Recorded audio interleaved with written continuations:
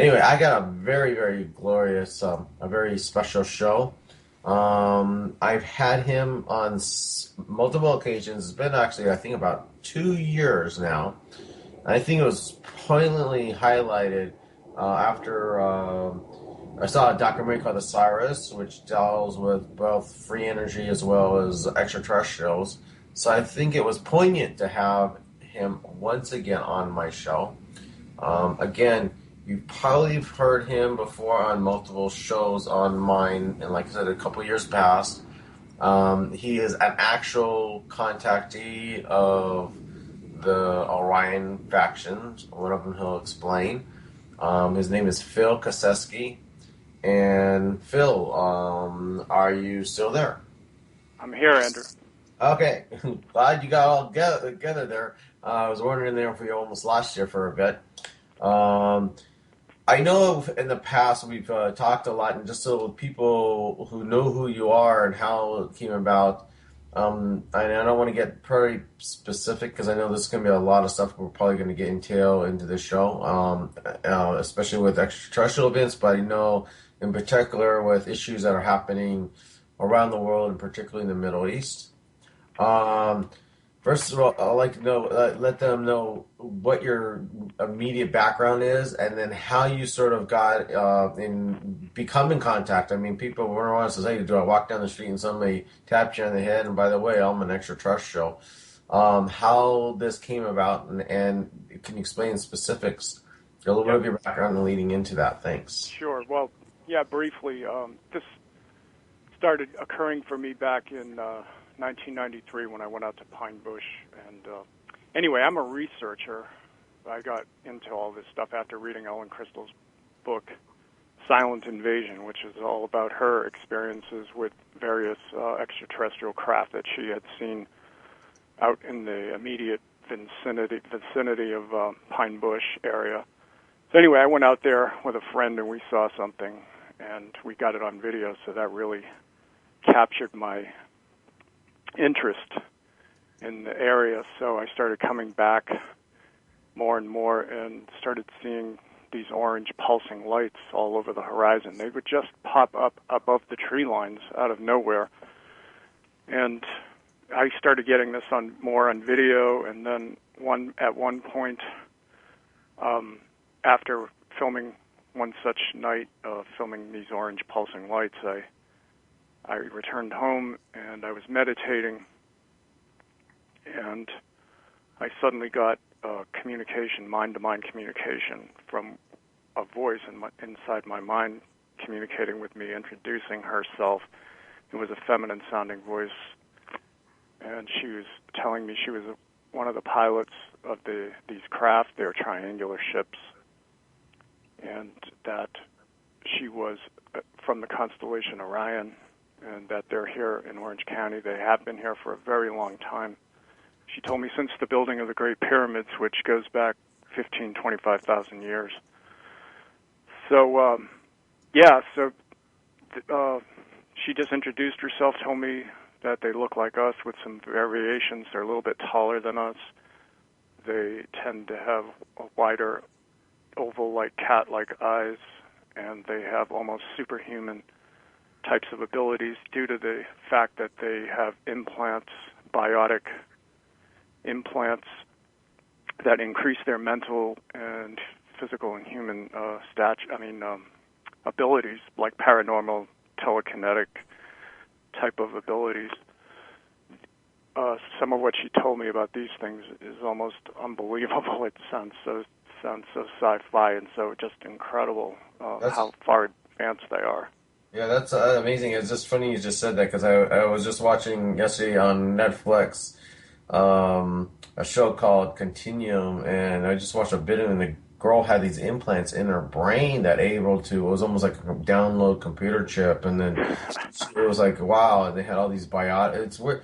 And you're talking about stuff that I had a scientist on my show several weeks that said in 30 years we're heading into a direction where we're going to have like robots, but we're going to have these robotic kind of systems attached to our bodies, so it's going to change us drastically. Yeah, it's a fascinating subject and a science. It's a whole science in itself. And she actually told me that they can spawn these implants. They spawn it in a very organic type of way, but without any cuttings or anything in the flesh. They do it through some superluminal type of tachyon-based technology where they don't have to cut the flesh or anything, but they can spawn a quite organic in a quite organic process. They spawn the implant inside them. It can be it's small. It can be like metallic, but it's still quite organic. And she says it adheres to the brain stem. And she says that the whole process can take under a minute, and that's how fast it is. Wow. With their technology. But anyway, you might want to go on to some other questions. You want me to explain? But anyway, like I was going to ask you now, after you met them, one thing I remember you had explained in an earlier show. It sounds like I'm rehashing stuff. That's what I know. Right.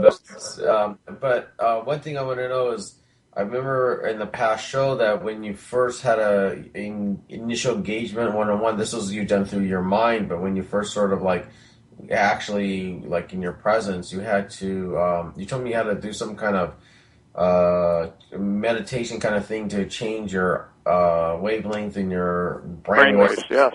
So that otherwise you'd be, if they got too near us, like you basically your head would explode just from, it'd be like a buzzing or something like that, Exactly.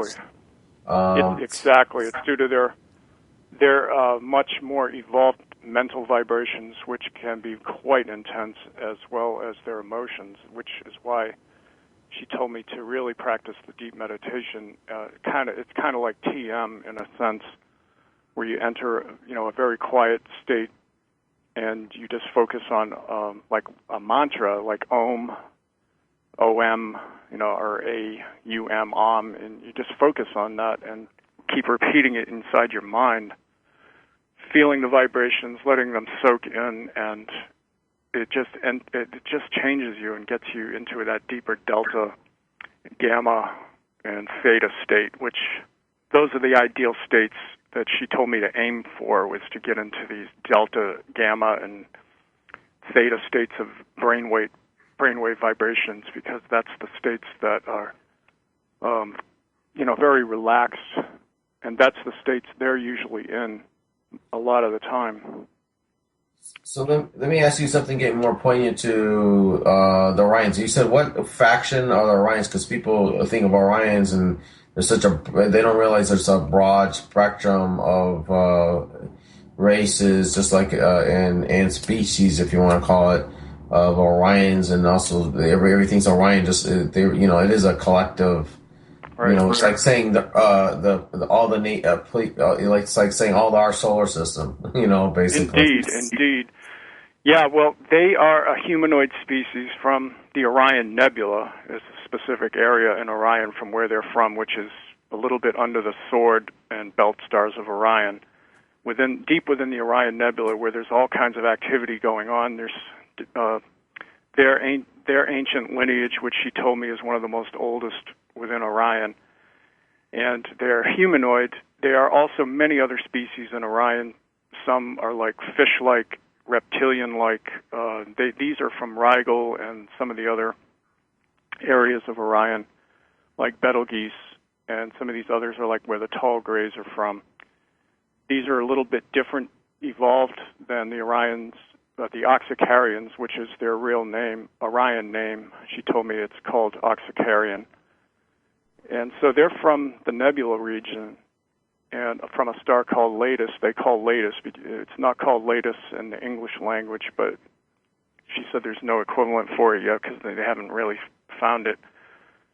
But there's all kinds of solar and astronomical activity that's been occurring in Orion, which is one reason why, I might say right up front, is one reason why she had to depart and go back to the Orion system last year. I haven't heard from Abena. I hadn't had a contact with her for about a year now.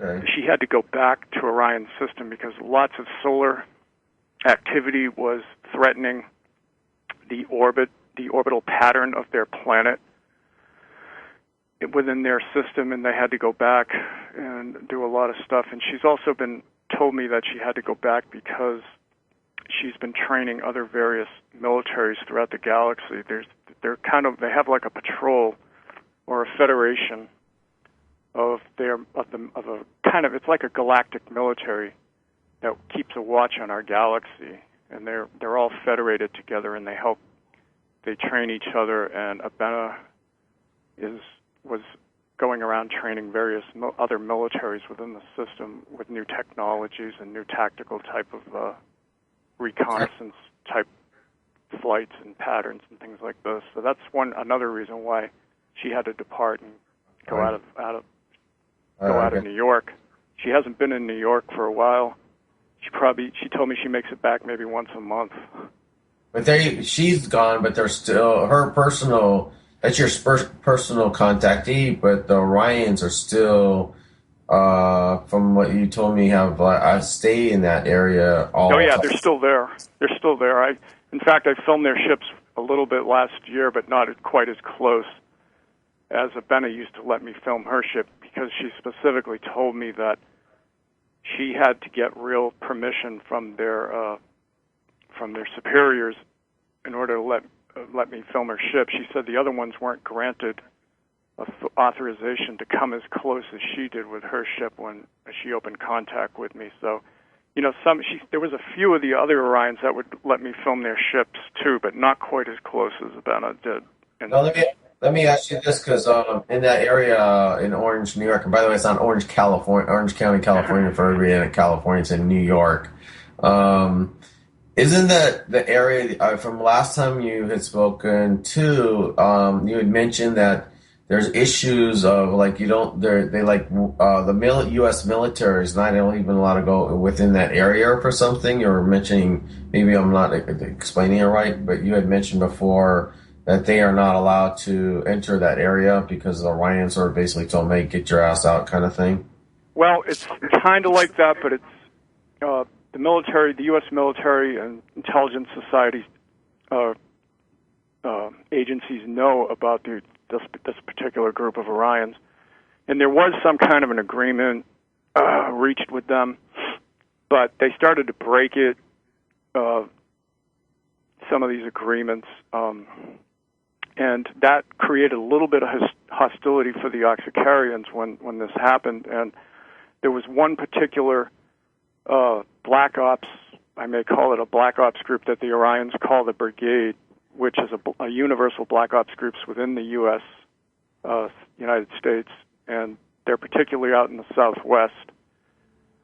But they're all over. And anyway, they attempted to, because the Orions had some kind of tech trade going on with them at one point, and they were giving them a very minimal amount of like tech transfer trades and things like this. And the interrelations between the two started to grow more and more distant. And finally, this Black Ops group, I think it was in 2010, like the end of the summer, they made an outright attack on the Oxicarians. One of their ships, I think it was somewhere over in Norway or Sweden at the time, and they brought down one or two of the Oxicarian ships and took captives of one of these Oxicarian pilots. I remember Abena telling me this, and she had to break contact with me at one point when we were having a contact, and she had to fly off, and they had to go and rescue their pilot friends that were taken hostage by this Black Ops group. Now, some of these Black Ops groups have gotten alien technology, and they can start all kinds of trouble. Yeah, but wouldn't they be a little bit, as much as they may have alien technology against the Orions that they have, they're not even close to a pinpoint to even, it's like, as far as it'd be like, a guy with a slingshot with somebody who has a RPG in front of them. I mean, it doesn't even make sense. Well, a lot of people don't know this, considering the nature of Black Ops technology. A lot of people really don't know how much they got. They do have quite a bit of stuff. A lot of these Black Ops groups are actually flying alien craft. They have craft that rivals some of the alien stuff. They may be a little bit behind in their learning. They're not as adept as, of course, the aliens, which are centuries ahead of them. But they still have quite a bit of technology, and they can cause real trouble. Like I said, they brought down couple of the ships because they have. Abena told me they got a hold of some kind of alien technology of a reptilian nature, which was quite advanced, and it was able to screw up their navigational system and bring their ships down. And so they had to go and rescue them, and that caused all kinds of trouble for the brigade, of course, because the Oxicarians, after that happened, shut down this particular Black Ops group, and they really just wiped out couple of their bases out in the Southwest. They just disabled them completely. They, I don't know if I can tell the whole thing, but they just suffice to say they knocked them out of their abilities and their powers, brought their transmissions down.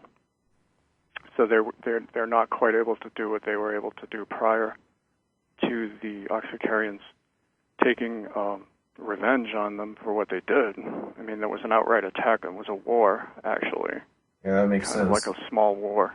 So let me ask you this: with all that stuff, how come okay? Let me put it this way: what is the intent or agenda, or has she been disclosed to you? Like, why isn't it in full disclosure, or why? What is? I mean, I'm trying to figure out what the agenda or what the premise of the Orions being here, and first of all, interacting with humans, but then keeping sort of what they call in the directive in Star Trek, not being involved with human history, but they seem to be interacting in human history. So I'm trying to figure out what is their attention or agenda, since they sound like very Star Trek. They do have protocol and agendas and methods and things. Yeah, they, well, first of all, the whole reason they're here underground is, she told me, is because there is a lot of an incredible amount of minerals, very rare minerals under Orange County, New York, deep down under the earth.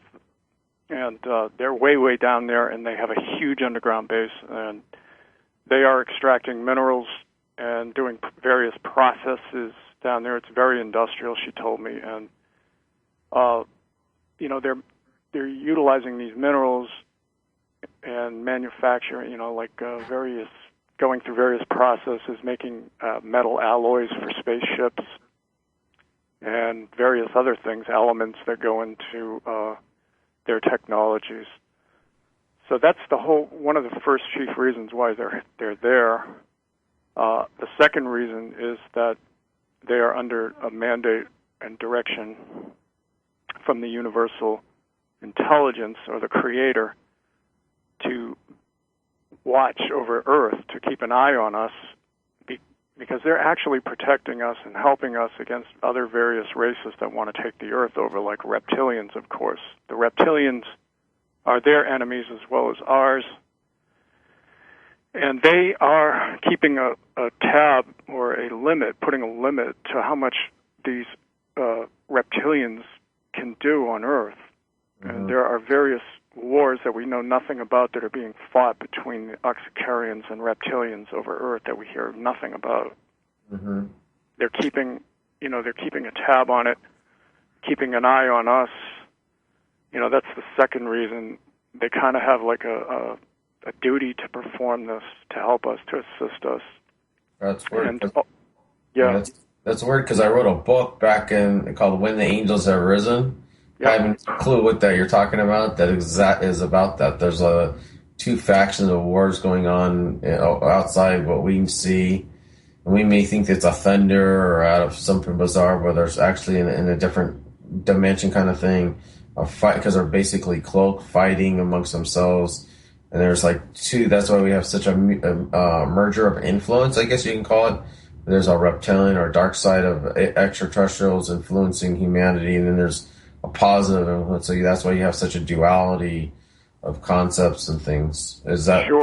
Yeah, that's exactly the way it is. And on the in-between, there's various other races, too, that are here that are more neutral, like the Pleiadians. They really don't get involved as much. They just keep to themselves pretty much, keep to one contactee.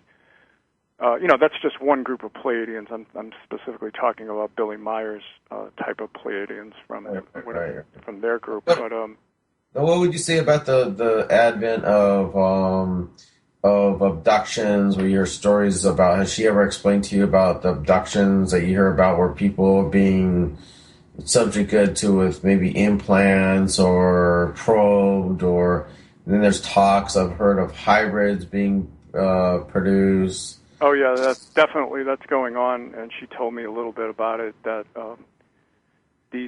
some of these grays are actually clones from some of the larger species of grays from Orion, and some of them are outcasts. So they actually live on Earth. So they can't. They've been banned from ever going back to Orion, and some of them are just permanently stationed under Earth. Like some of them are down in the southwest areas, and they're cloning a lot of these grays, and some of these are just clones,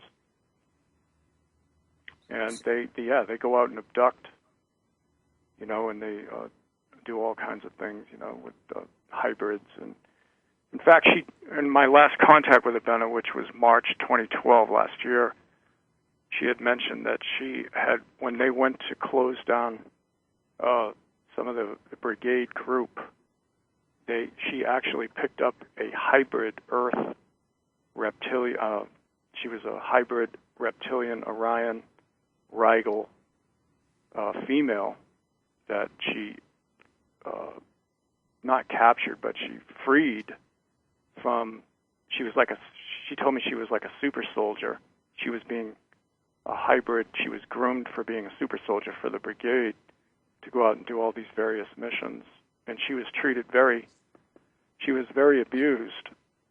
These super soldiers can be very abused by these black ops groups, and she told me that Abena rescued and took as her own, adopted this female hybrid, and she's been taking care of her. She told me her name was Laetha, and so Laetha is now part of the Oxicarians, and she told me quite a bit about this in our last contact last March.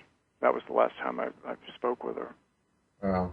Can I ask? I know it's been a bit, but I don't want to get, because and this is more. I know we're getting into specifics, and I just want to get so people know there was a personal and variable conversation, that things that were going back and forth, so they had that background.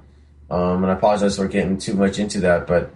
I just want to see it's not like it's not like something. It's more real than people can realize of what's going on.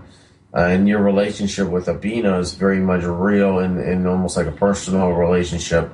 But now on a global sense, I know from the past, you've had a lot of conversations with her from the various times I've had you on my show, and various personal conversations. You've discussed where there's been disclosure of things that she would advise and say what's going to happen within humanity in different parts of the world, like in the Middle East and such.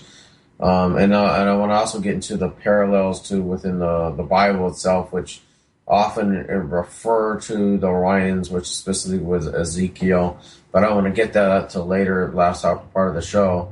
But tell me about what she, in her conversation about last year or so, when updated you with information of what you were disclosed in, whether it's with our relationship with extraterrestrials, with the global situation, with humanity at large. I'm just throwing a shotgun out there. I don't even know what she talked to you about in a sense. Well, she told me in March last year. In fact, I got it right here. I pulled it up, and we got to the discussion about 2012, how things are going to pick up,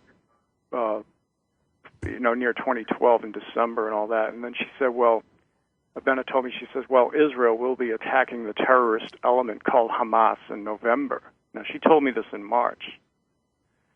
And she says, perhaps even Iran, and Korea can't wait to get involved, she said. And then I said, oh my, I know Israel wants to take out the nuclear threat in Iran, that's certain, as well as neutralize Hamas within Palestine. Abena said, I think we both know that that won't end well, especially while America is allied with Israel and China is allied with Iran. I said, yes, I believe all that turmoil over there will cause the coming of the one in the Bible prophecies known as the beast. I said this leader will have a regional and global security plan. I don't want to go into that right now, but she did predict back in March, she told me that Israel would attack Hamas in November of 2012, and that's exactly what happened. Israel attacked, that was subjected because of all the increasing rocket fire. Yeah, that's right. Right. So it was a totally justified excursion by Israel into the West Bank. I mean, not the West Bank. I mean, what is it?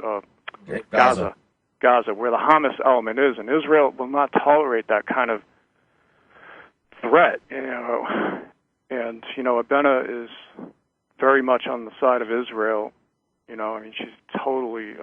She understands what the Creator has chosen the Jewish people. She understands this, believes it, and has said it many times to me that much of what is in our Bible is true. Some of it's allegorical, but a lot of it is literally true. That's amazing. It's amazing to say, because I always get blown away. And this, I know, I want to get into this right now. By the way, I've had numerous conversations with not just you, but even the Hopi in particular. They struck a very similar talk about in the book of Ezekiel, which of course he's the guy. If ever reads it, he's literally the spinning wheels and all that stuff. He's talking to